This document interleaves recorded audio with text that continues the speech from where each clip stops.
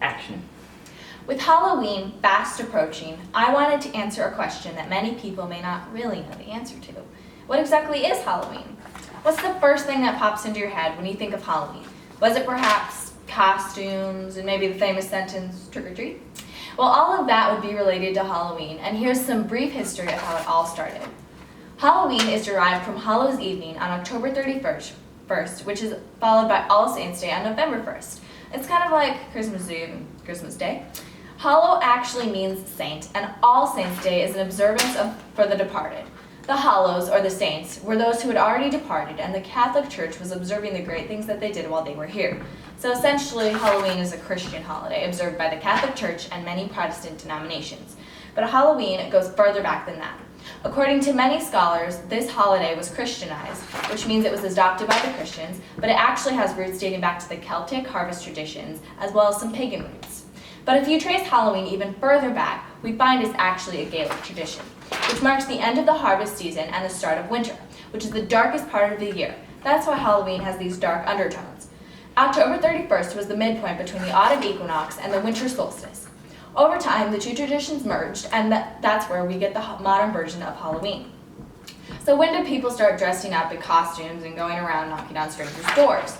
Just think about it. If you knocked on a stranger's door and asked them for candy any other time of year, I'm 99.9% sure they'd look at you like you were crazy. Again, this tradition goes back to old Ireland, Scotland, and Wales, where even as far back as the 16th century, people would wear costumes and go door to door asking for food. In Scotland in particular, the youth would paint their faces black and go door to door. So when did Halloween actually become associated with candy? An ancient tradition was that you would go door to door and get food. Not long ago, it was really common for people to give kids apples when they came trick-or-treating. But somewhere in the middle of the 20th century, the mass media started reporting the incidents of people putting razor blades inside of the apples. So when you'd bite the apple, you'd bite into the razor blade, which might not be the safest thing in the world. Just maybe. It turned out that these incidents were super rare, but the media sensationalized them so much that handing out apples pretty much went out of practice. People started handing out sealed candy so people knew that it wasn't tampered with, which is great because I wouldn't want to buy a razor blade. I've never personally done it, but it doesn't sound like a fun experience to me. Maybe it's just me.